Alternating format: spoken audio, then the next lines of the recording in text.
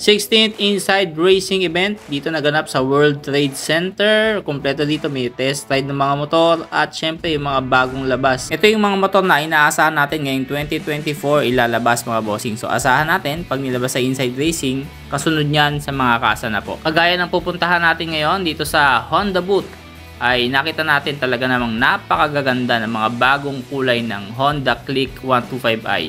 Yan ang kabuuan ng video natin ngayong araw na to. Let's go! Boss Motovlog.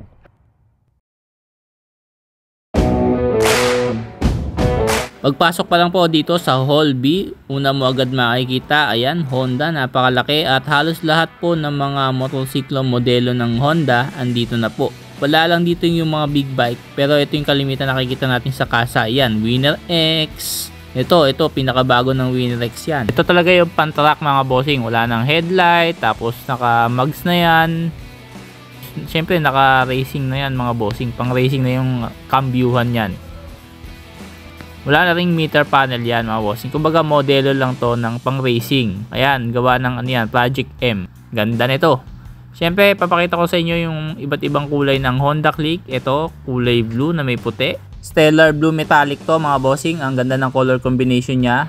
Puti tapos asul, may touch of golden ano. So ito kasama to sa mga special edition. Nakita niyo yung mugs mga bossing, goldish brown na siya no. So ang ganda ng bagong decals ngayon. So meron kasing iba't ibang variant, meron siyang special edition at yung standard version. Ito naman gray naman to mga bossing, pearl sylvestric gray, tapos matte fairly red. Itong nakikita natin sa harapan nyo ngayon, kasama yan sa mga special edition. 83,900 po para sa special edition. Tatlong kulay po yan. So ang ganda na itong pula, matapang yung pormahan, ang ganda oh. Siyempre pagka Honda Click, alam niyo naman yan, number 1 yan. Nagkalat sa kalsada yan. Siyempre kasabay niyan yung mga pyesa nagkalat din, kaya hindi ka mahihirapan. Kaya yung iba pinang-araw-araw to, pang delivery rider, pang trabaho din. Pwede kasi nga ano siya, accessible lahat ng mga pyesa. Ito naman yung standard version mga bossing, meron ding tatlong kulay yan dito, makikita nyo. Itong black na to na may touch of neon green, ang ganda rin ito mga bossing. Kung mahilig ka sa black, ito makikita mo, napakaganda ng decals nya. Obsidian black metallic, ito kasama sa mga standard version. 81,400 po ang mga standard version mga bossing. Ang kulay po nito is pearl sylvestris gray. Ayan, makikita nyo, napakaganda rin ng color combination niya. May touch of orange, tapos yung click white. Ayan, gray po siya mga bossing. Akala mo lang white ano, dahil nga sa sinag ng liwanag. Pero meron talagang white, yung isang klase naman.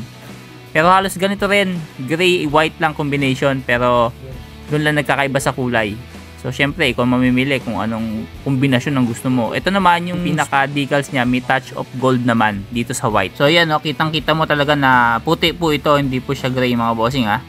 So ayan, yan po ang mga kulay na pwede nyong abangan sa mga kasa. This coming April 2024 ay lalabas na po yun sa mga kasa, kaya abangan nyo po ang mga bagong kulay na to na inilabas ng Honda.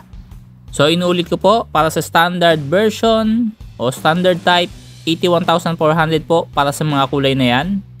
At para naman sa special edition type, 83,900 po.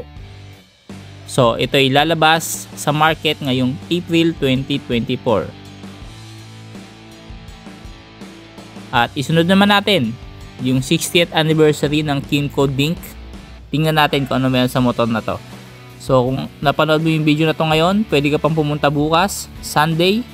So last day na po ng Inside Racing, para mas makita mo naman ng personal. At nag-test ride din ako dyan mga bossing. So abangan nyo po sa susunod na video. Hanggang sa muli!